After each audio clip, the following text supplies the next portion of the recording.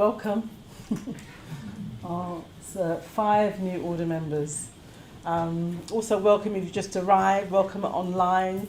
This is the part of the evening when we get to hear something of your experience, something of your transformational journey that you've been on. I've sort of explained to everyone, shared with everyone what the process of ordination is, a little bit about what happens. We've sort of warmed up the atmosphere for you by chanting Shakyamuni, and we've done some metta bhavana as well, some loving kindness, and then most of the room left, as you know, and showered you with petals and what they poppers and whatever those things are making noise, and you've arrived in our midst. And having been through, I imagine, a life-changing journey. So really welcoming you all here. And we get to hear a little bit from you all. I think you only got back a few days ago. I think that's about 4 or 5 days ago, something like that, yeah? 6 days you've been back. So hardly any time at all, really. You've sort of been adjusting to being back. But this is like your formal sort of welcome, where you can actually feel like you've really landed, yeah, and it will support you as you sort of adjust to being back and beginning to get to know who you are now, your new name, etc. So, without further ado, I'm going to invite our very first new order member to come and speak.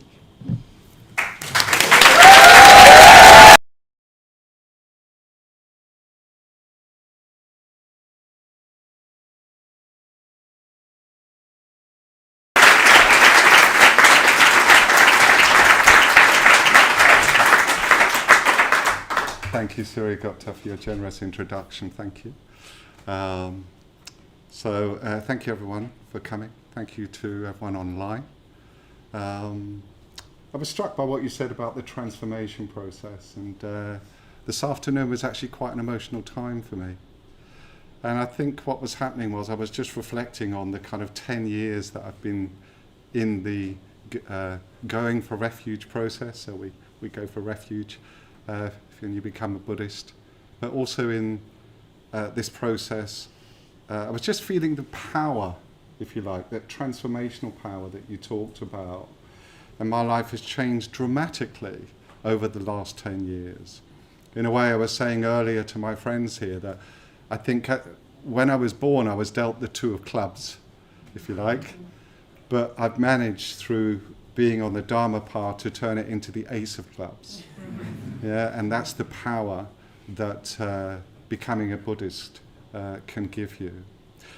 So we've got 10 minutes, so I won't try not to say too much, although it has been known. You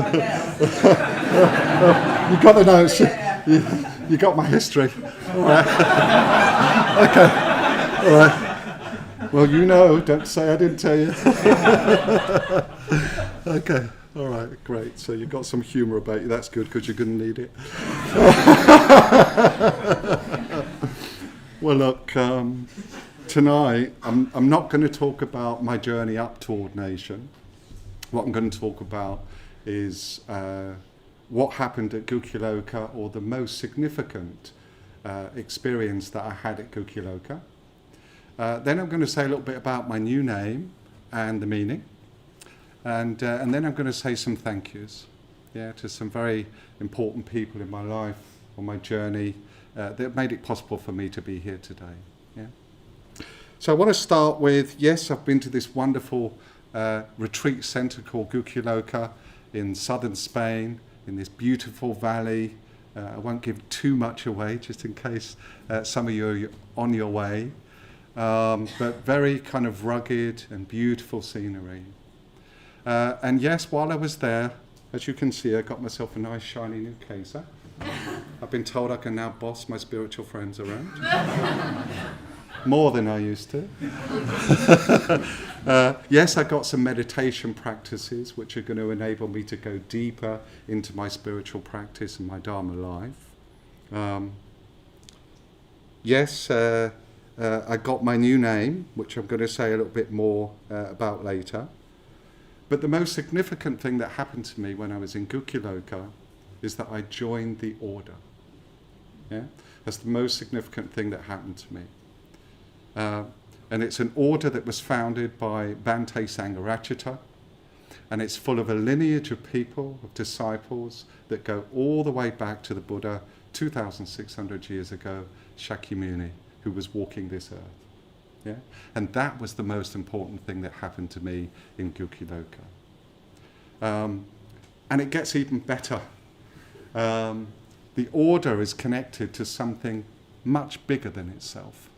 Something mysterious, if you like. Something magical. And I'm also, so that's what I've joined as well.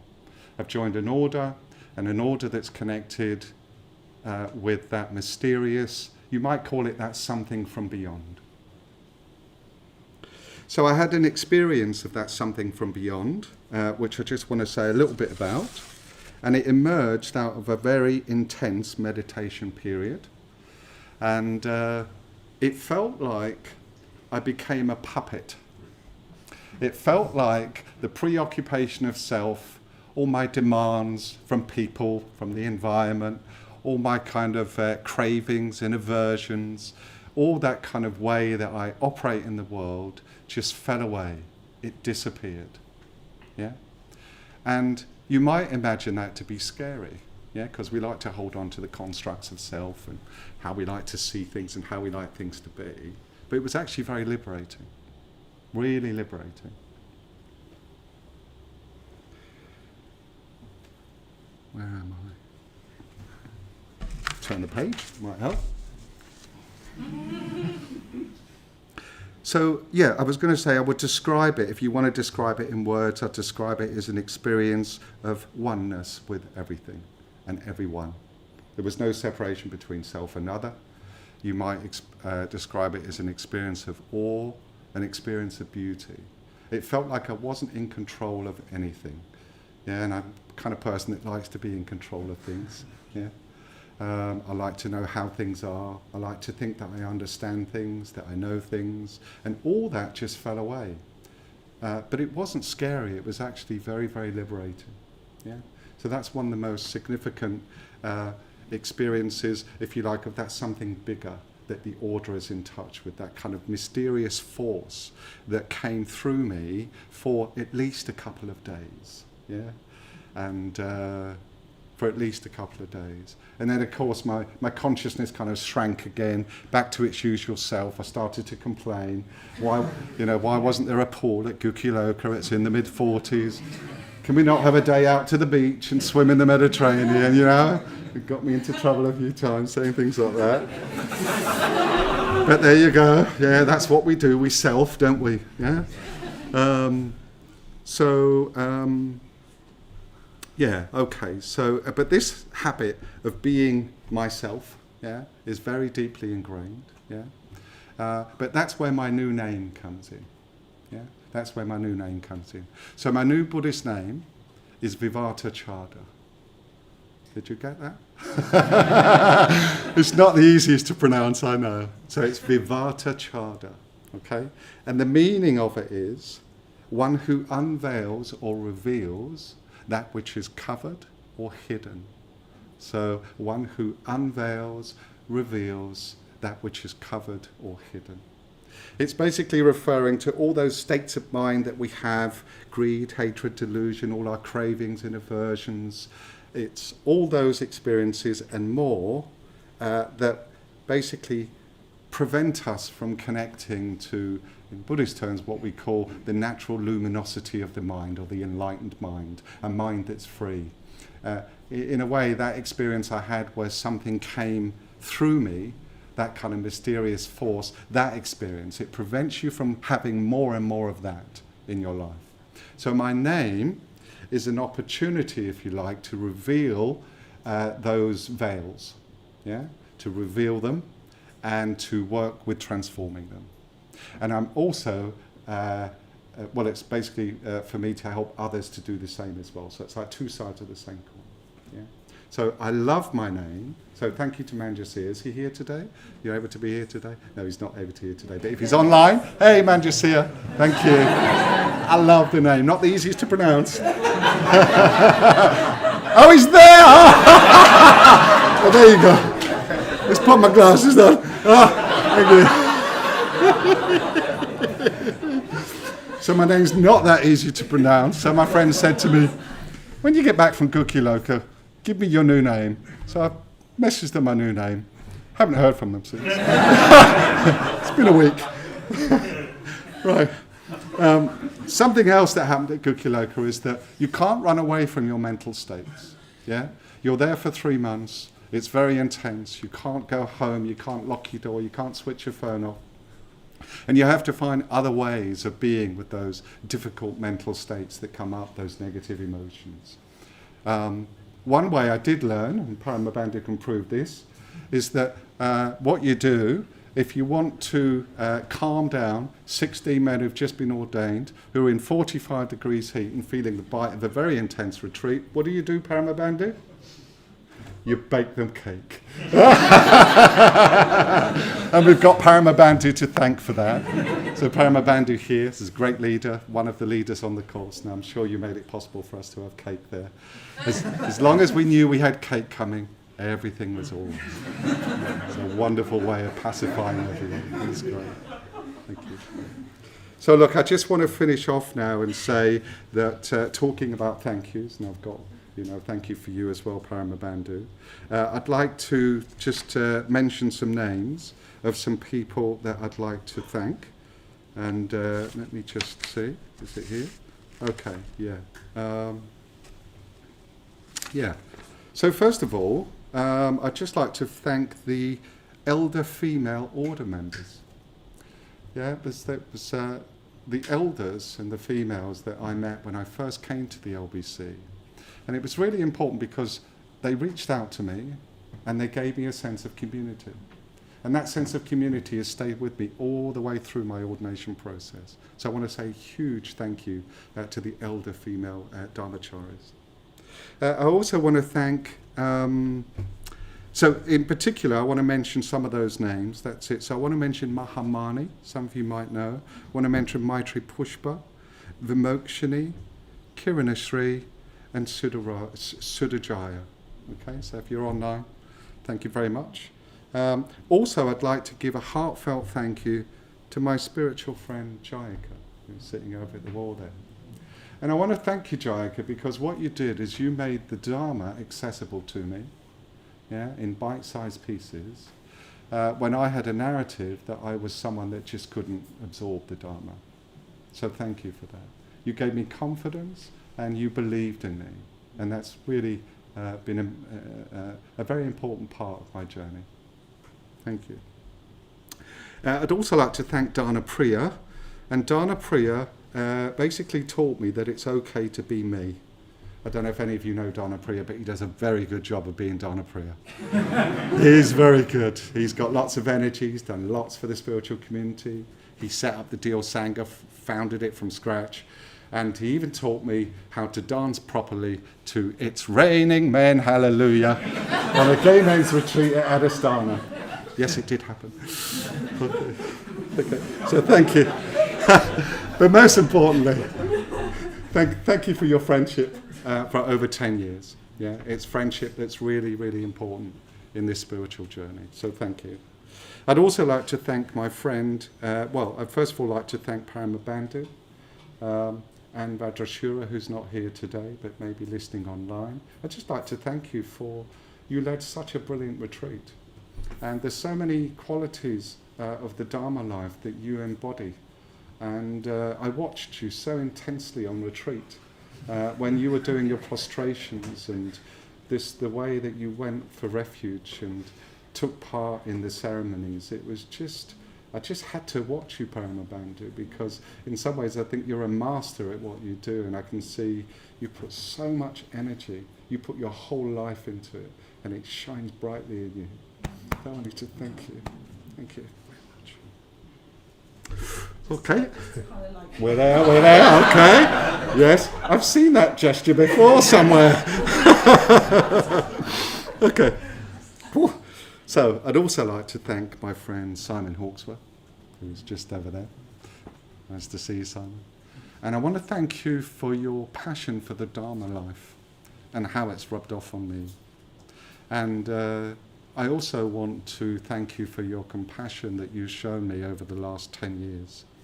And, hand on my heart, I really wish that you get to Gukyaloka next year, for the powers that are listening. Right. I'd also like to thank my friend Chris. Is Chris able to be here tonight? I'm not sure. Is that a yes or no? We've got a hand. No, he's not. So he might be on. Oh, he's outside. Hey, Chris, nice to see you. This is for you. Chris is amazing. I met him on a spring retreat about 10 years ago. Manjusia was on that retreat. And there we go. We've got to go. Chris, thank you for your unconditional love.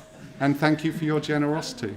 And thank you for your ethics. He's a man who's got great ethics. So I'll just finish up by saying I want to thank, and I am finishing up, I want to say thank you to these gentlemen, and they are gentlemen. And I want to say thank you for teaching me patience and teaching me humility, that I'm not at the center of the universe. Thank you. And teaching me that on the spiritual path, it's really important to forgive and also to be forgiven. So I wanted to thank you for that. And lastly, I want to thank Bhante Sangharachita. I want to thank Bhante for creating this order and movement to make transformation of self and world possible to everyone here in this room tonight. And I will leave it there, Cyril.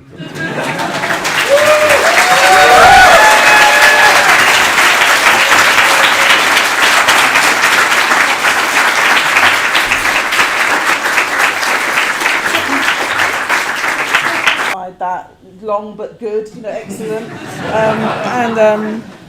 And what you said about joining the order, was really significant, and just really loved that you had that experience. There was 2 days where there was no separation between self and other. That's hugely powerful, and I think you'll be able to draw on that for many years to come in terms of your practice, and benefit others with that. So thank you very much. Next one.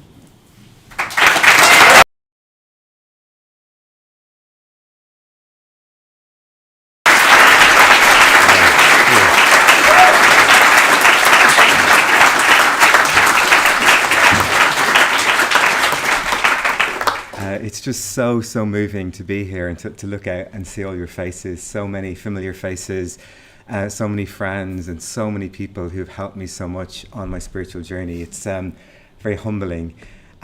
So in some ways I just wanted to share a little bit with you about how on earth it is that I'm standing here and how I got here. Talk a little bit about my name and some of the key kind of moment in the ordination course, and also just huge amount of gratitude. So how did I get to be here? I think my spiritual journey is probably best characterized as being a little bit more tortoise than hare. So I've been very kind of cautious and careful, I think. But I think on the plus side, I've been really steady and consistent. And I think I've always wanted to make commitments in a really wholehearted way and not jumping into things, without feeling like I was ready for it. And I think that served me in terms of, really building up a strong foundation and having a really, really firm conviction. So it was kind of scarily, it was 23 years ago that I went into the Dublin Buddhist Centre to do an introduction to meditation course. And at that time, I was really clear. I didn't want to have anything to do with Buddhism. Organised religion was just bad news growing up in Catholic Ireland. So, I just wanted to learn to meditate. I didn't want any of this Buddhism stuff. But oh my goodness, like those order members that I met in the Dublin Buddhist Centre, they were just in the world in a different way. And there was just something about them, something intangible that just really struck me and really landed with me. And, I think, it just, as I practiced, and there was just something going on with those order members that was just a way of being in the world that was different and that was incredibly attractive and something that I really wanted part of. When I then moved to London in 2006, I became a Mitra in the North London Centre in 2009, and I switched to Mitra study in the London Buddhist Centre here in 2013, and when I moved to the area. And I think there's just something about the combination of study and practice and friendship.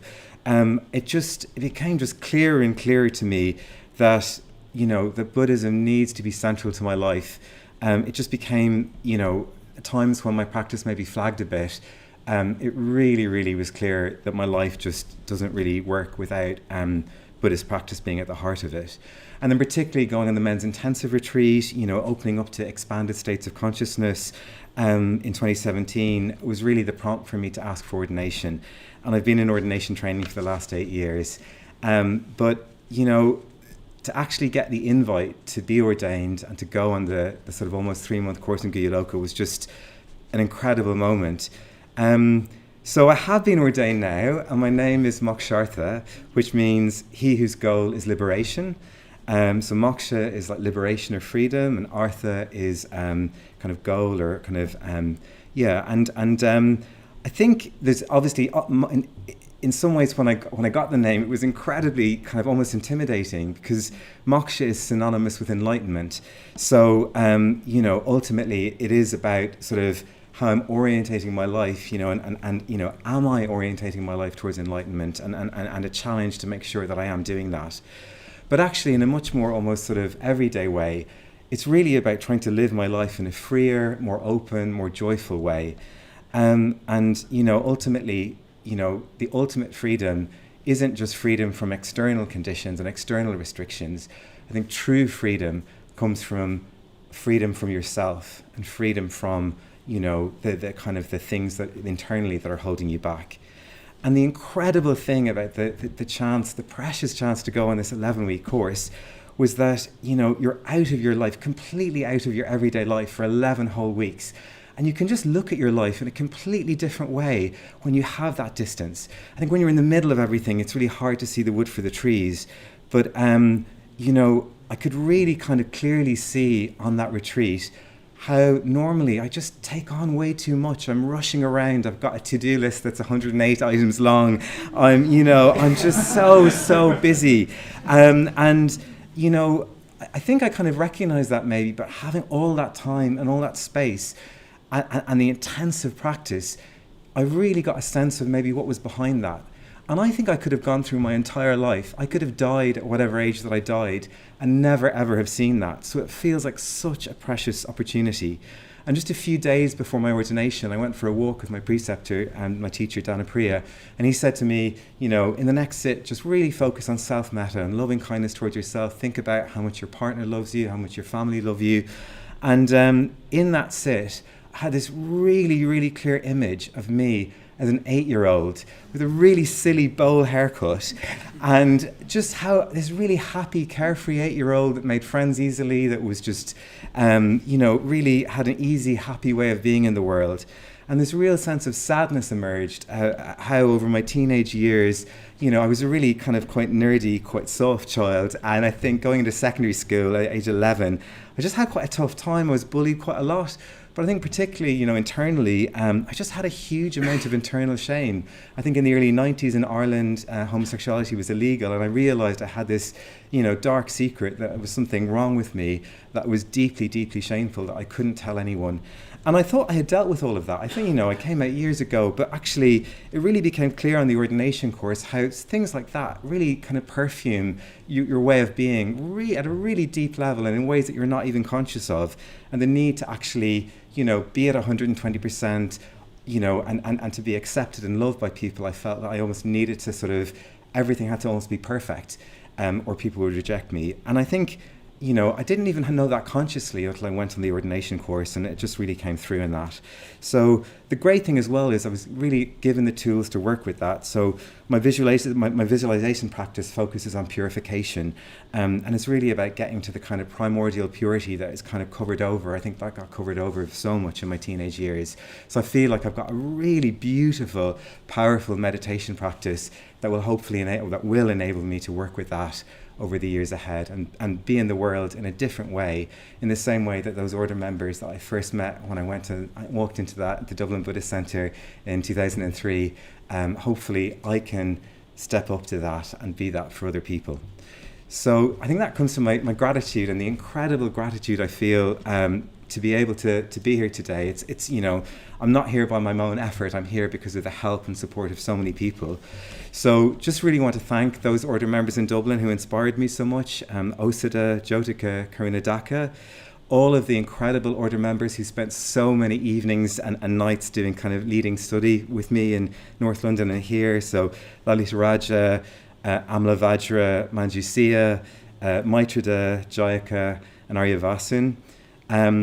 A big thank you to Amala Bandhu in Eastbourne. He's been a friend to me and has really challenged me very skillfully at times when I was being a bit too cautious. I think we all need a bit of a kick in the behind sometimes in our spiritual life, and he was very skillful at doing that. And I think the incredible inspiration I got from that men's intensive, huge thank you to Yana Vacha and Maitra Bandhu, who I live with now. The incredible coaching, teaching at the Urban Dharma Project here on Saturdays from Dayanatha and Amala Yoden. And just the incredible support and friendship on the ordination retreat from Parama Bandhu and Samantha Vajra, the incredible talks and, at kind of difficult points, the amount of support that team gave. Incredible gratitude towards Dana Priya, my private preceptor who gave me my name. He said he felt like my name came to him almost a year ago, that he didn't really think it up, that it was almost kind of sent to him. And my public preceptor is Vajrashura, who is from the Dublin Centre and was the organiser on the first retreat I ever went on in Cavan before he was ordained a very, very long time ago. And finally, my deepest heartfelt thanks to Sangharachita, because without Bhante, none of this would be possible. And I wouldn't be here today, and you wouldn't be here today. So thank you, Bhante. Thank you.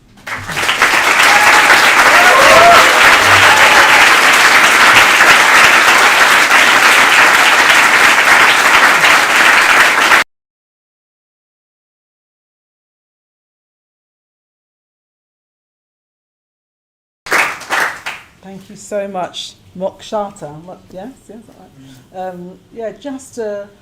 Well, firstly, for your steadiness. That's so inspiring. Just keeping on going for 23 years. But it's clear that your goal was liberation, and you really are. Receiving that name, it's really going to enable you to be a sight for others, be a positive sight for others. Very beautiful. And just want to say that the journey continues, and you discovered that on the ordination retreat. Things are still arising, new understanding about oneself, and I just appreciate you sharing that with us. Yeah, thank you. So our next speaker. Thank you.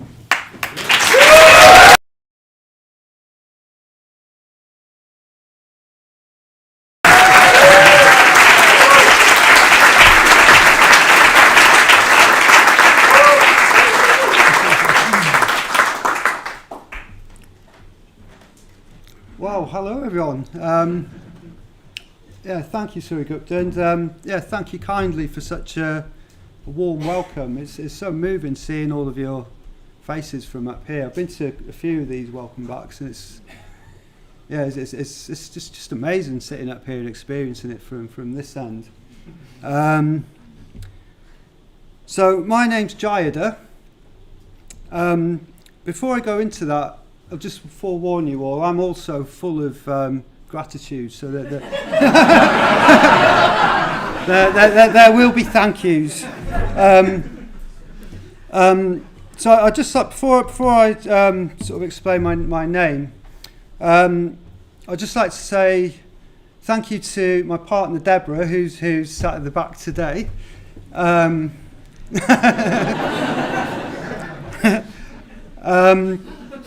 Just thank you for your support, understanding and patience as well. I'd like to thank you for your encouragement, but really, let me finish. No, really for your patience. I mean, the amount of times where I've said, oh yeah, I'm going on another retreat I'll be back in 2 weeks, or I'm going on a 3-month retreat next year. She's never flinched. I'd like to just give a really heartfelt thank you to my family. I've actually just come back from a funeral. There was quite a tragic death in my family last month, and I've come straight from the funeral today to this today. And yeah, I'd just like to say thank you to you all. I think some of you are watching now. And yeah, thank you for your support. Again, none of you have ever flinched. I've taken a pretty unconventional path in life by doing this, and yeah, you've always just completely supported me through all of that. So thank you. And I was especially touched today by my uncle Chris as I was leaving the funeral. He gave me a hug, and Chris he actually lost his stepson, and he gave me a really heartfelt hug and told me to keep pursuing this path that I'm on. How much he really admired me for just deciding to do something different in my life that meant something to me. There will be more thank yous. So my name. So on the 3-month retreat, I was privately ordained by my private preceptor, Paramabandhu, here. So Paramabandhu gave me the name Jayada, which means he who gives victory. I remember the first. I remember the first time I loved it. As soon as I heard it, I loved it. It was just the sound of it. It just got me somewhere deep. I just responded to it. And also, I remember when the first time it was read out in public, or announced in public on the retreat. There was a very reassuring ooh. went right round the shrine room for everyone. So yeah, I've definitely got the right name. Thank you. So Jaya, it means he who gives victory. So there's a few aspects to that. So firstly, my journey here to being stood here today. So it's almost 10 years to the day, a couple of weeks out from when I first came in here. So I came in here on a hunch that meditation would do me well. I just left a drug and alcohol rehab, and I had no option really but to change. And it's very mysterious, but somehow I ended up here. I sat just where Sanghachitta's sat now, and in a lunchtime class, and I never stopped. I'm still here now. So there's that aspect to it. So it's victory over my previous struggles to get here. The da, so it's Jayada, is means giving, granting, or offering. So it's not just victory over my own demons I've been seen by Paramabandhu. It's a name to live up to. It's not just like a certificate that goes on my mantelpiece. It's something for me to continually live up to and grow into. So through that aspect of it as well, it's giving victory to others. So I'll do that through the Dharma, that's the Buddha's teachings, if you've not heard that before, and helping people on the path to that. There's also another aspect to it as well, which comes into the meditation practice that Paramabandhu introduced me to as well. So we all get a Buddhist figure to visualize during a meditation, which kind of like I kind of see him as a guide to help me live up to and grow into and become Jayada. So the figure that I meditate on is Padmasambhava. He's a very, I can't say much about him, although he's a very complex character. Yeah, I mean that's a lot to say, but there's too much to say. But it's you can think of it as someone who transforms things. There's another aspect. So Bhante Sangharachita in his life story, he was given the same practice by one of his teachers, who afterwards he very auspiciously found something in a market from Tibet in Kalimpong, where he was living in India, and that was based around Padmasambhava, to which Sangharakshita's teacher immediately said he had to erect a banner of victory from a vision that he had in his meditation. So there's that aspect to my name as well. I have 10 ethical precepts as well from in the new life given to me through Paramabandhu, which also helped me, which are kind of guidelines to live by, which will help me grow into Jayada and become Jayada more, ever more. So I'll just say a little bit about the retreat itself. So we lived, as you may have heard, we all lived for 3 months in the mountains in Spain. These are the 4 men. There was 20 of us all together.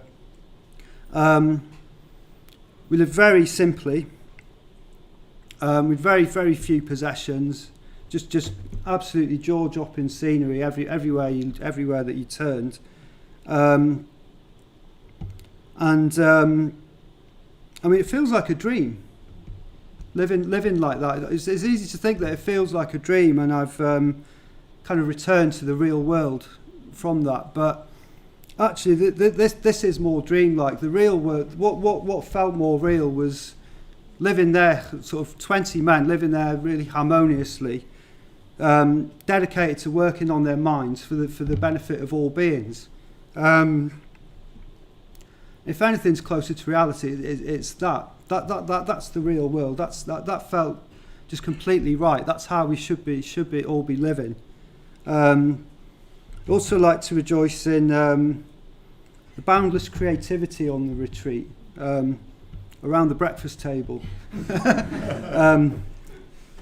Particularly around we've been told not to give much away, but on the retreat there will be porridge. I can let that slip. And just the boundless, the infinite creativity that you see in what 20 men can do with a couple of varieties of jam, peanut butter and porridge every day. So it's incredible. So also on the retreat there's lots of meditation, and surprisingly lots of study, and kind of about I was sort of reflected on the meditation periods that we had on the retreat, and what I'd like to tell you all about it. Do you want to answer that?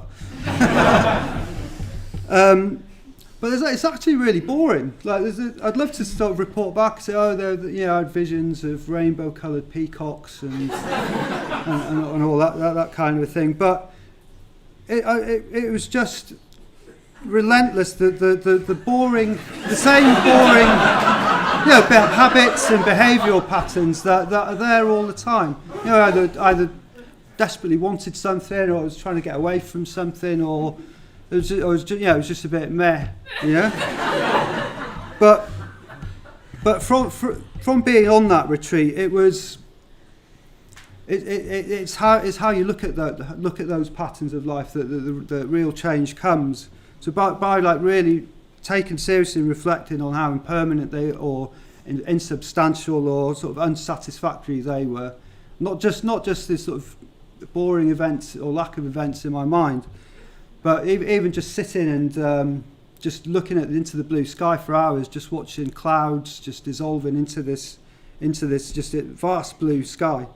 It enables something much greater and higher to begin to sort of begin to shine through the cracks there. That was the real magic on the retreat. It was working with those boring sort of habits that you don't want. I kind of had this idea that I'd shave my head, I'd put my robe on and Bob's your uncle. but no, it's just, I mean, it's so obvious it would be like that as well, but it was completely transformed the way that I look at life from that. Particularly the image of the clouds. I mean, nothing we experience is any more substantial than that. Yeah, it really is.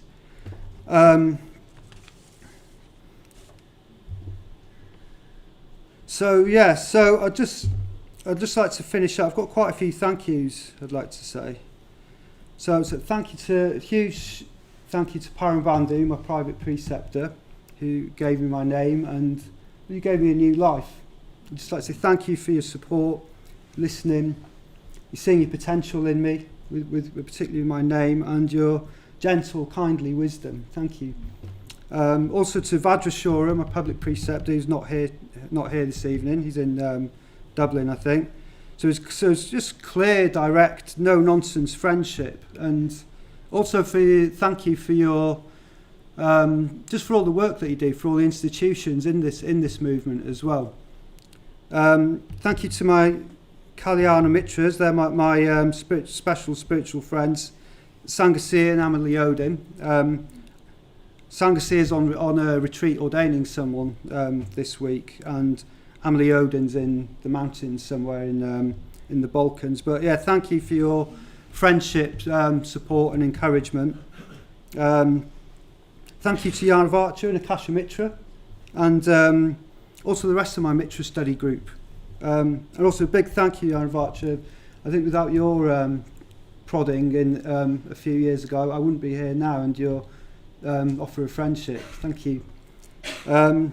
Also to the men's ordination team. Also thank you to the Thursday night Going for Refuge group, all members past and present.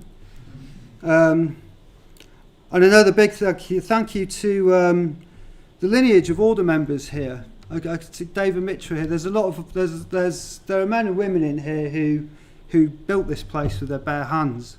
And there's Mangala in here tonight. It's a very good friend of mine, but I know he told me he spent the first winter sleeping upstairs here while this place was being built. There was practically no roof on the place. So without all your efforts decades ago, this wouldn't be here for us to step into. Lastly, but most importantly, thank you to Bhante Sangharachita, who founded this whole movement. We actually, during the retreat, we took a vow four vows during the ordination, one of which was loyalty to our teachers. I'd just like to thank you, Bhante, for founding this whole network of friendships, which we call the Order, who are all people who've put the Buddha, the Dharma, and the Sangha at the centre of their lives as well. And you can really see that in here by when I'm like looking up from here now. I haven't actually got anything from ordination. I've got a name, but there's nothing to. I don't actually have anything. But I definitely feel as though I've left that retreat completely transformed with a new life, and it's like I've been given this bag of precious jewels in my inner life, in which if I have to keep them now, I have to give them away. Thank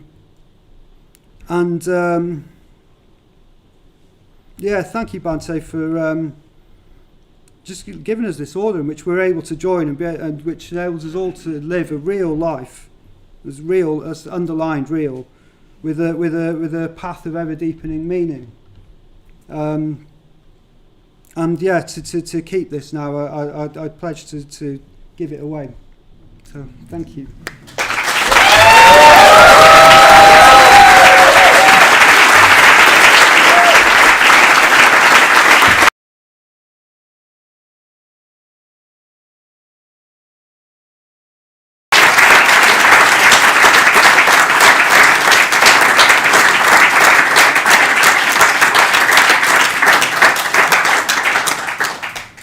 Jayada, thank you so much. He who gives victory. And I know that about you. I know that you give confidence to people. It's great that you've got that name to grow into more. And thank you so much for sharing that kind of exploration of mind, where you're having to meet the dull mind, the ordinary mind, the mind that just wants just to keep going around habits, and then breaking through that into something much more luminous and mysterious. I saw a rainbow today over the centre, and you sort of, when you were speaking, I sort of brought that to mind, the sort of magic and mystery and beauty of a rainbow. But you have to pay attention to really take it in, and I feel like there's something of what you shared today that sort of reminded us it's the magic is all around us if we can keep looking. Yeah, thank you. The next speaker.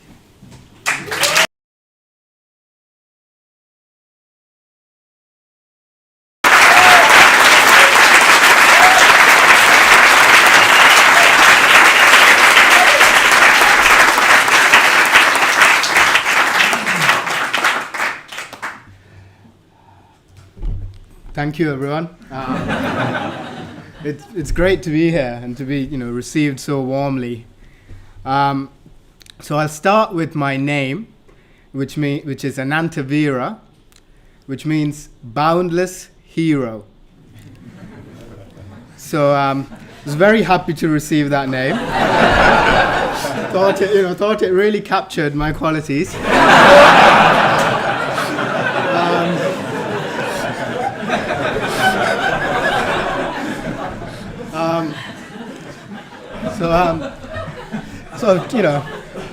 Jokes aside, I was very happy to be called Veera. So Veera actually means sort of hero in my mother tongue.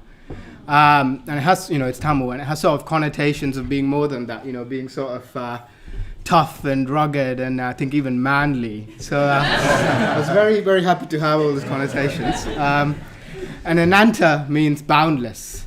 So that's pretty great too, It's better than being bounded. So I'll get to my thank yous. I'll start with my Trabandhu, who gave me this wonderful name. And really, my Trabandhu has been massively influential in my life.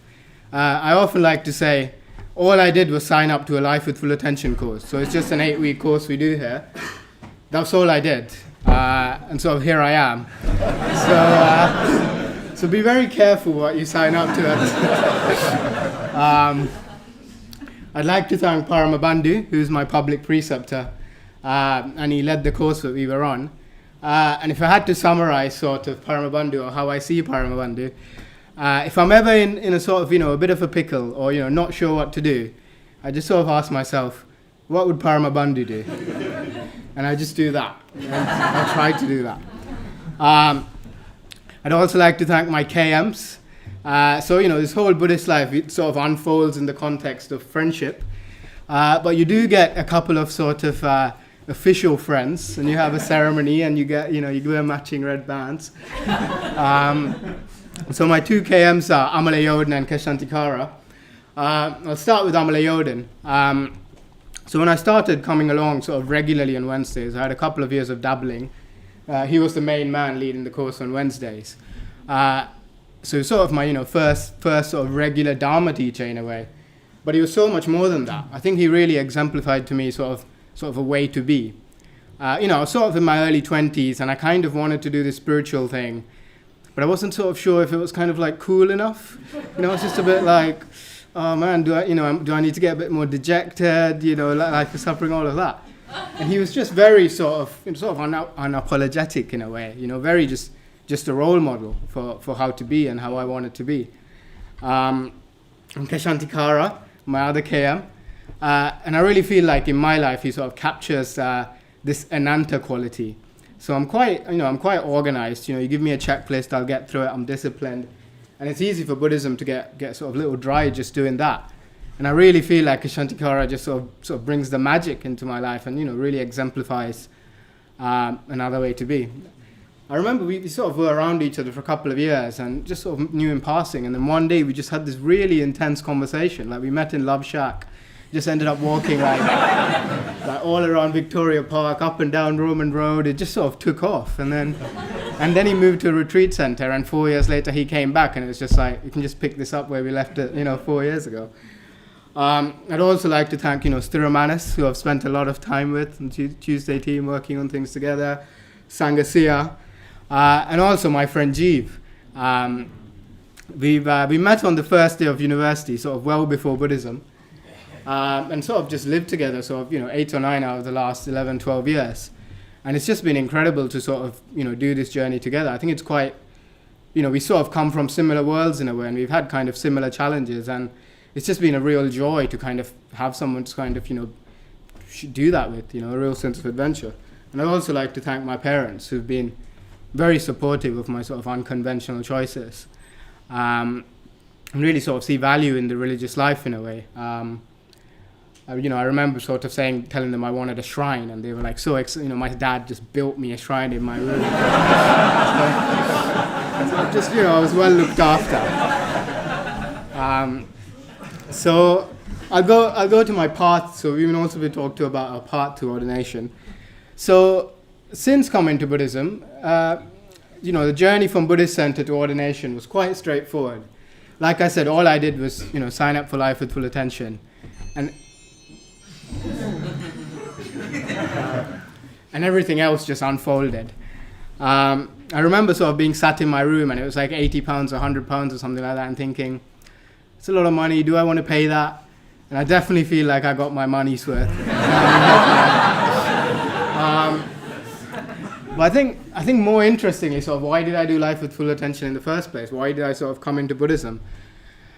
I think it was mainly, it was interesting when I came into it, and it was after I finished university. So I was sort of doing this young professional thing in London. I had quite a positive time in university in a way. I was sort of, initially had a rocky start, dropped out, went back. That time out was really good for me. Had this real clarity around sort of how I wanted to live my life. And I felt like I had this context that, on its own level, took my personal growth quite seriously. Like there was courses, there was societies, and more importantly, there was just sort of like a community to unfold in, this sense of like a communal life, living with friends, just being around friends a lot. And when I came to London, my goal was to sort of, work in a tech startup, live in East London and be like a glamorous East London person. And I kind of arranged all of that, sort of got what I wanted. And for a couple of months, it was great. Like I remember just, partying, actually being like, well, why was I doing the whole meditation thing? Like, could just do this. And it sort of ran out very fast. It kind of ran out just like 2-3 months in. And I remember just having this sense of, I can kind of see where my life's going. I can work and get promotions, and that'll kind of be good. Probably sort of, find a partner, move somewhere. My friends will do similar things. We'll see each other every now and then. But there was this real sense of my energy just sort of dissipating or something, compared to like, it wasn't bad. It just wasn't whole. It just didn't feel like it could hold me. In a way that almost like I felt in university. So I'd have all these thoughts. And interestingly, I'll usually have these thoughts at 2 a.m. In a curry house in Brick Lane called Blue Monsoon. Very good.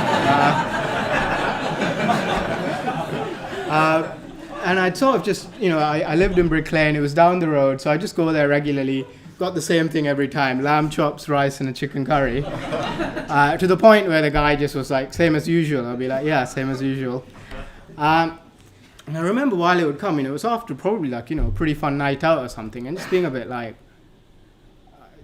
what am I doing? I want something more, but like, this is pretty good. I'm like, just sort of groping around for like more in life. And then the lamb chops would come, and those thoughts would go away. But I sort of kept doing that, and eventually I didn't feel like the lamb chops and the curries could kind of sort of muffle this sense of like, I've got to do something. I wasn't living particularly, I wasn't hedonistic or anything like that. I enjoyed my job, went to the gym, did a weekly improv class. Sort of had like nice things going on, but there was just this feeling of like, I want something to kind of hold all of me. And initially, I didn't sort of see Buddhism as being able to do that. I think mainly because I grew up in Sri Lanka, which is a Theravadan Buddhist country. And mainly I saw Buddhism as this sort of non-attachment, this stepping back. And I saw myself as someone who really wanted to do something with my life. I was sort of ambitious. I wanted to build something. And, you know, every time I heard of anything about Buddhism, I was like, that's true. But, you know, I kind of want to do something. So, like, I don't know what to do. And that's sort of the magic of kind of Triratna and Bhante, you know. It was just this real sense of, you know, seeing past sort of, you know, the initial appearances of, you know, Buddhism getting this press around kind of non-attachment and, you know, sitting around in yellow robes, and really creating a context which I could get into to just sort of prioritize this sort of, you know, just sort of urge I had to kind of find something to hold all of me, you know, find something that will take my full humanity seriously. And in a way, doing a course was a great way to do that, actually. It was sort of 8 weeks of sort of building something incrementally and being like, wait a minute, there's more to this than just like non-attachment. You can sort of, you know, in 8 weeks, you can sort of build something with your life. I kind of just want to live like this, you know. So that's what I tried to do. And I'll fast forward now to the course. And, you know, like Jayada said, like the others have said, it was sort of, you know, stunningly beautiful, you know, sort of picture postcard is everywhere you go. And I can talk about the beauty all day. But on some level, you know, the course was, you know, very sort of ordinary and mundane. There were sort of 20 men, 16 men who are going to do this thing called ordination, 2 men who are sort of, you know, teaching us, leading things, and 2 men who are like, you know, kind of teaching, kind of helping with support and logistics. And it was just like quite a simple way to live. And I remember often, you know, I'm in sort of, you know, at work and friends outside, they're like, why are you doing this? Why are you taking 11 weeks off? Or like, you're going to be so relaxed when you get back, you know, it's going to be so zen. And really, like, it isn't about the practical benefits. You know, if you want to be a bit focused and relaxed, there's easier ways to get there than joining a religious order. And, you know, going on a, you know, 11-week retreat. Really, the word that comes to my mind when I think about living this life, it's just appropriate. It just felt like an appropriate response to life. And it felt like what I was doing before, you know, was fine, it was good, but it just kind of felt inappropriate. And that's what this retreat was. It was sort of, you know, 20 men addressing what was most appropriate about the human situation. You know, that was sort of baked into every interaction we had. It was sort of in the walls. It was in our everyday. And it's hard, you know, you can't really put the benefits of that into a list. Really, you know, the word that comes to mind is also like Ananta. It's sort of boundless, it's infinite. It's not something that can be confined into, you know, focus and relax or whatever we want to do. So I'm very grateful for the course. I'm very grateful for the 11 weeks where I could live like that.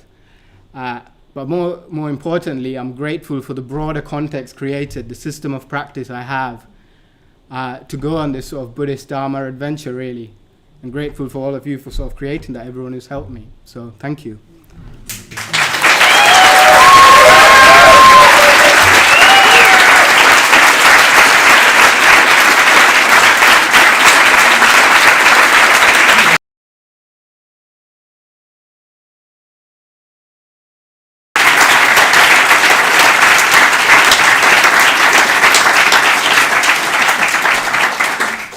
Wonderful, Anantavira.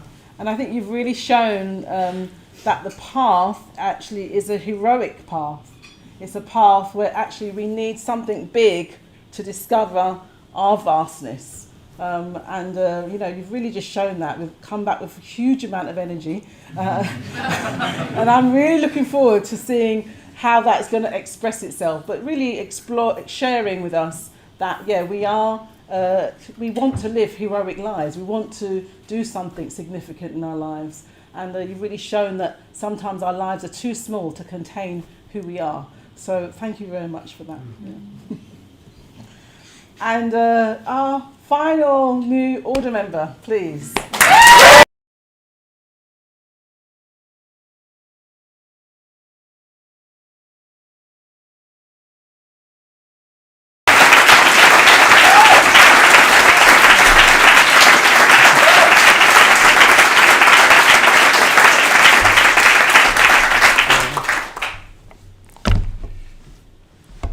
Surya and thank you so much for the warm welcome.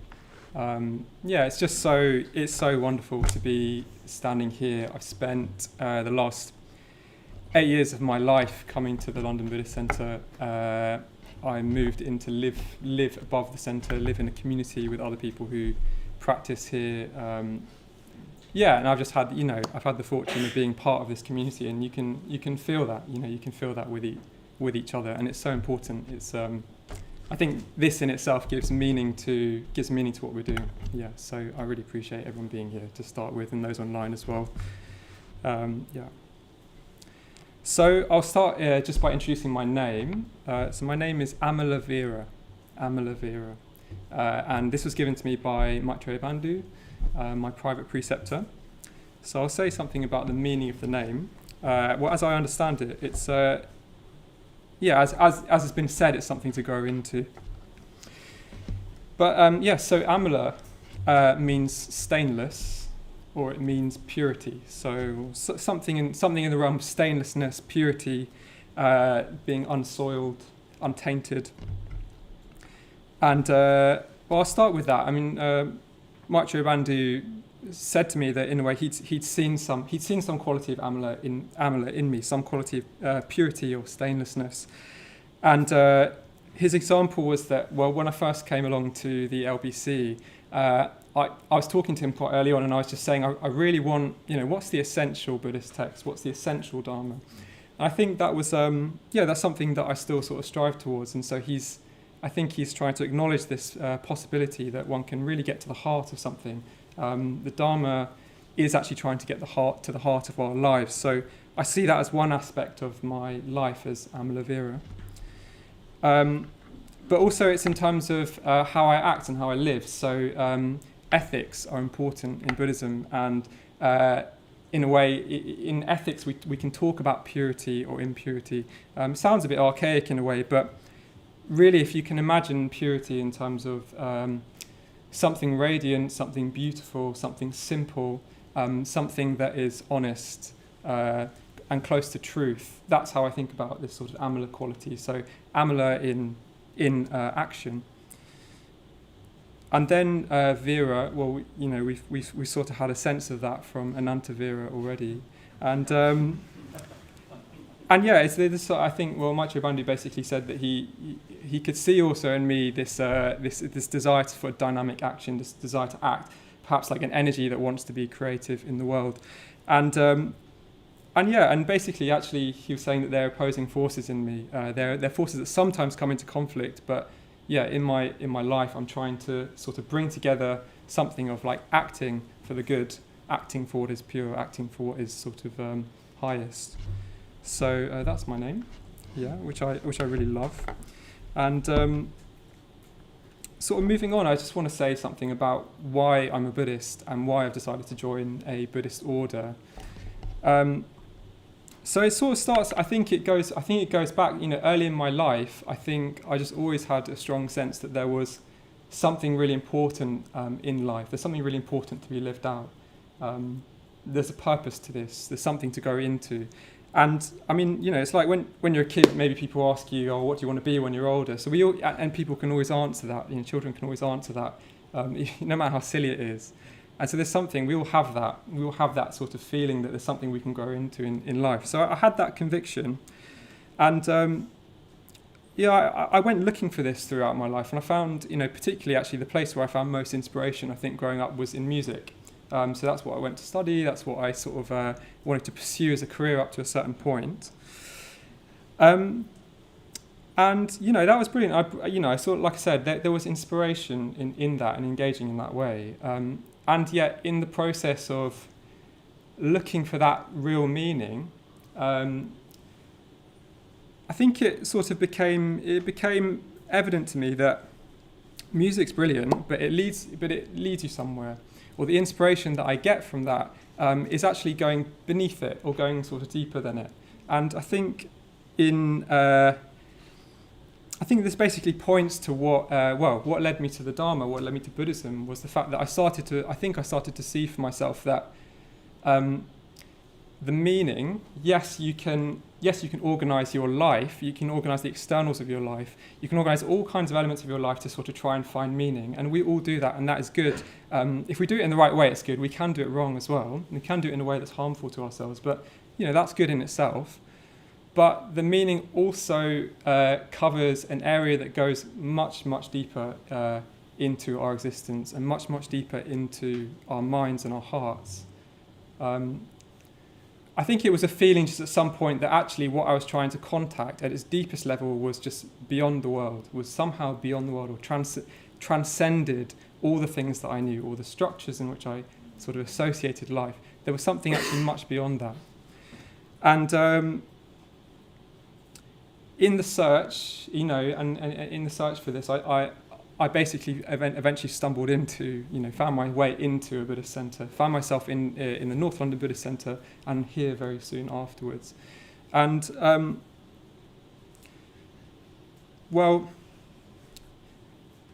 when I found this place, something kind of clicked about this search for the meaning, this sort of quest for the deepest meaning, the highest purpose, what I was going to do when I was older, if you see what I mean.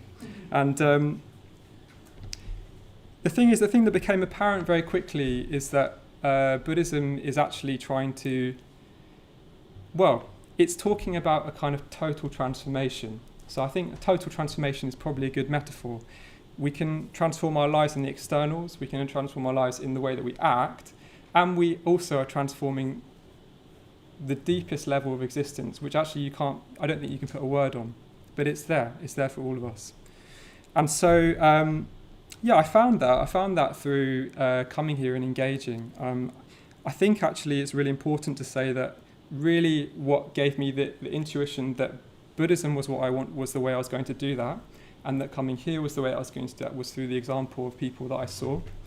I want to say I'm very happy that I think the first person I ever saw at the LBC who gave me that sort of glimmer is sat in the audience. That was Sthiramanas. Before he was Sthiramanas, and he was just stood in the doorway holding a bowl, taking donations, and I just entered to go to a yoga class downstairs, so I'd gone in the courtyard, hadn't gone in, but I'd looked in and there was this chap who was a bit older than me and standing there, and he just looked so bright, and so he looked like, to me, I saw something that I could go into. So that was actually the first time I walked into the Buddhist Centre. And I think, following that, I actually started to meet people who were practicing Buddhism. And those people, again and again, showed me a possibility that was beyond what I'd experienced before in a human life. And then, engaging more, I encountered more clearly the Buddha, who I had an instinct, that the Buddha was a sort of archetype of maybe the highest, was the archetype of the highest level at which you can transform. And got to know the Buddha, got to meet the Buddha, and got to meet, our teacher as well, Bhante Sangharakshita. Bhante really sort of, he just really embodied that in a living way, which was exceptional. I was fortunate to meet him as well. And he was also a gateway to the Buddha who, when you learn, it's recorded. The Buddha, we can see the Buddha's life, and I really sort of found, So anyway, personally, I've just found that there was a possibility ultimately in the Buddha of a total transformation. So and then basically, obviously engaging, I started to see that in myself. So I started to see my own sort of change, and I started to see people around me change. And in the process of also, it was just incredibly enjoyable. And I got to know people and made friends, and suddenly had things, a bit like Anantavira was saying, I had things to do and things to engage with. It wasn't just completely abstract. It was also like I could serve this place. I could meet up with people. I could volunteer. I could learn things. I could study. So there's so many opportunities here. And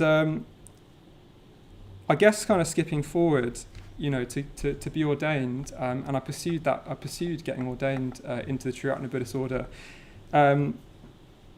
I think I could see that the teaching that we received through Bhante to practice Buddhism in this context, in the London Buddhist Centre and other centres and other institutions in Triratna, those were true to the teachings of the Buddha. Those were very close to, or they were as close as you can really get in the modern world to what the Buddha's trying to what the Buddha's trying to show us, this possibility that we all have in ourselves. And joining the order, for me, comes as part of recognising that it's a big enough sort of system of practice, a big enough community to actually sort of hold that development for me, hold that potential for me. So, I don't feel like I'm joining a limited order. I feel like I'm joining something that is genuinely giving me the opportunity for total transformation.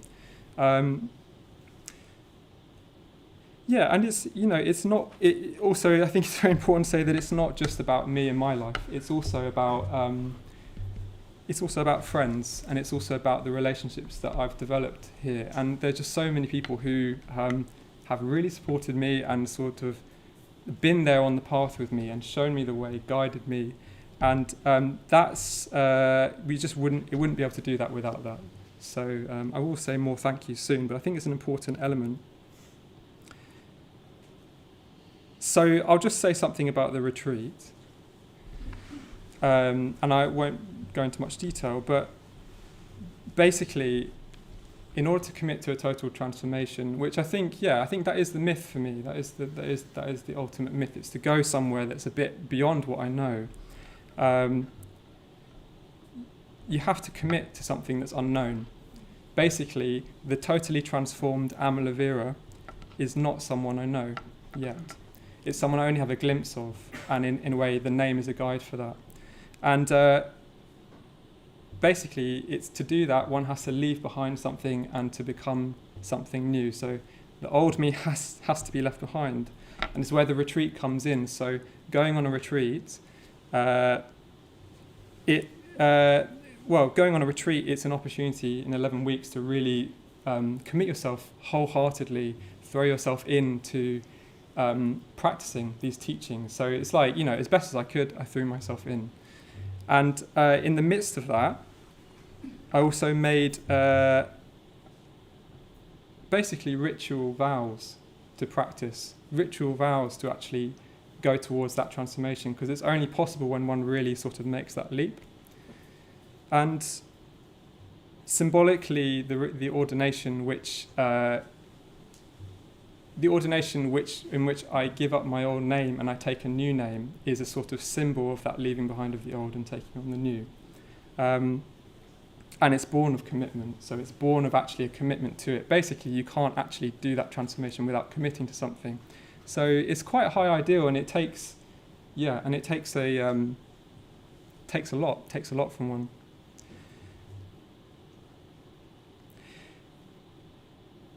But for me, it's just a joy, really. It's a joy to have done this, and I felt that not only is it just a joy to have all the things that I've been gifted, but also that I vowed to do this for the sake of all beings.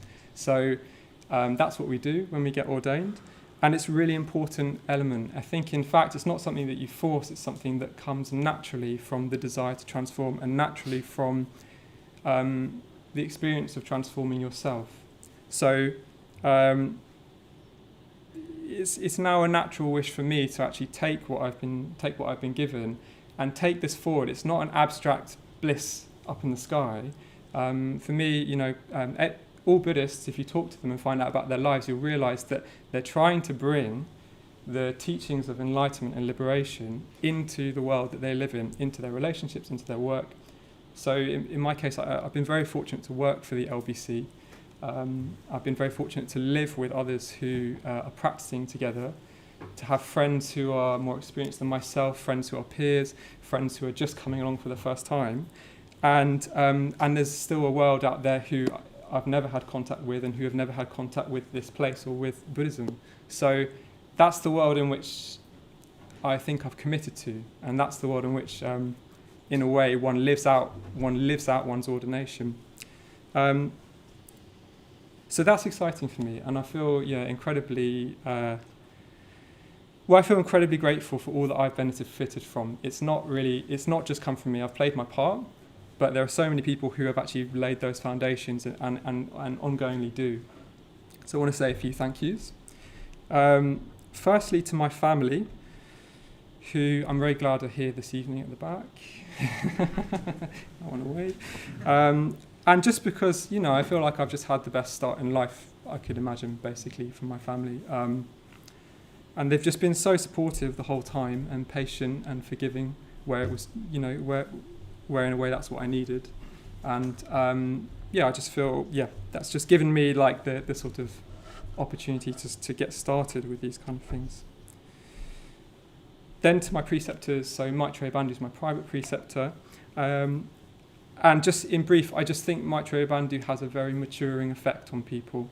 I felt that in myself, and I think he has that on other people. He's just such a good friend to people in that way, and that's his effect. And you've seen it in so many people that he's befriended. So I appreciate and I'm very grateful to Maitreya Bandhu, who took me on very early when I came here. He just befriended me within about 2 weeks, you know. Parambandhu, who is my public preceptor and who led the course. I just think that Parambandhu is such an exemplar of a Dharma practitioner, such an exemplar, and did that throughout the course and very reliably so. You know that you're meeting a Dharma practitioner when you meet Parambandhu. Both, of course. Yeah. And then to Bhante, so Sangharakshita, as I mentioned, our main teacher. The main thing is that Bhante is my connection to the Buddha.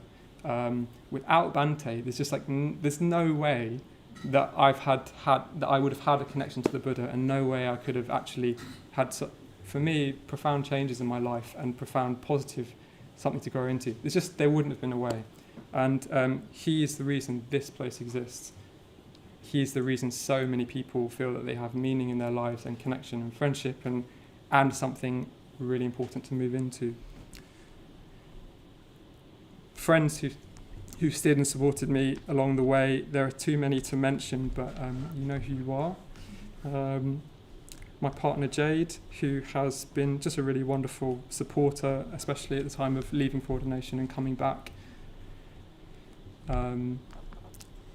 And I particularly want to just mention at the end the community in which I live, which is Sukhavati community, and that's a Buddhist community that we formed of all different ranges of experience, including some very, very experienced 50 years order members and some people who are just really trying it out, or really trying Buddhism and seeing what it can do for them.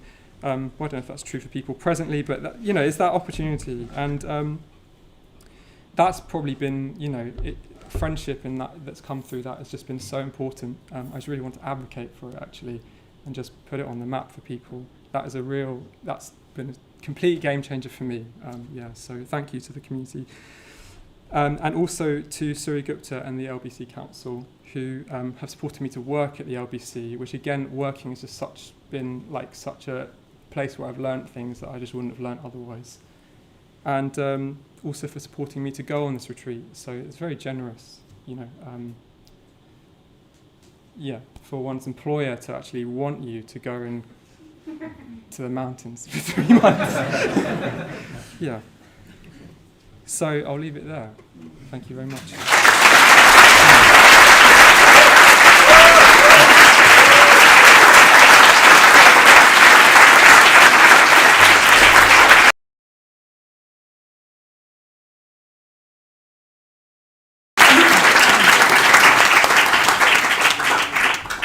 Gosh, thank you so much, Amalavira. I think you've really shared very fully the journey of total transformation, looking at all the different aspects, including working and living with others. And I remember you fairly early on in your journey here, and it's just been amazing actually seeing the growth in your own confidence and clarity, and how you're now just sharing that with others. So thank you so much, Amalavira. And thank you to all of our new order members. How inspirational, this has been, listening to your journeys, and you've all sort of showed different aspects of it. But I'm coming away with a real sense of energy, with commitment, with clarity, with real devotion, faith, a willingness to serve, not just doing this for yourself, you're really wanting to give to others. And the world really absolutely needs people who orientate in their lives to wisdom and compassion, and doing so quite fearlessly, very confidently, and carrying on, exploring your own limits, letting go of your own limits, and actually discovering more of who you are so you can show others the possibility of who they are. So thank you so much. And we've got a little, I think, gift for you coming in. And whilst that's coming, there we are on cue.